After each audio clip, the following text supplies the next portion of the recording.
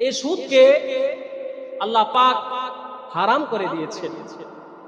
আজকাল তো আপনার এই সুদের ব্যাপারে আলোচনা করলে মিম্বর থেকে ইমাম সাহেবের চাকরি চলে যায়, ঠিক কিনা বলেন? এবং কি বক্তাদের জবান বন্ধ করে দেয়।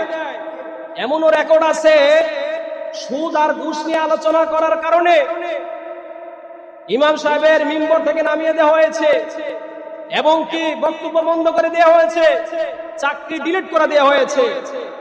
তবে আলহামদুলিল্লাহ আগের চাইতে অনেক পরিবর্তন। আলহামদুলিল্লাহ আমাদের প্রত্যেকটা গ্রাম অঞ্চল, শহর বন্দর পরিবর্তন হয়ে গেছে। এখন মানুষ আস্তে আস্তে চিনতে পারতেছে কোনটা হালাল কোনটা হারাম। বলেন সুবহানাল্লাহ। আল্লাহ পাক আমাদেরকে পাক পবিত্র হওয়ার মতো থাকার মতো তৌফিক দান করুন, আল্লাহুম্মা আমিন। মুআজ্জাজ হাজিরিন, আমরা জেনে নিই যে সুদ এটা কাকে বলে। এটা তো আমাদের জানা দরকার। এটা অনেকটা মহা একটি গুনার একটি কাজ।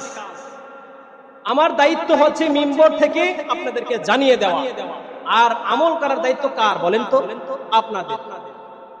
তো সেই জন্য এই হকটা আদায় করতে হবে, হকটা বলতে হবে। আমি যদি না বলি আল্লাহর দরবারে জবাব দিতে হতে হবে। আগুনের কেচি দিয়ে আমার জবানকে কেটে দিবে।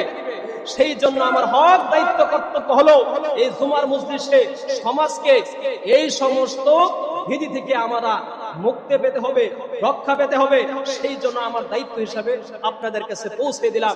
মানার দায়িত্ব হচ্ছে আপনারা, আর না মানলে আল্লাহর দরবারে আপনারাই জবাব দেবেন।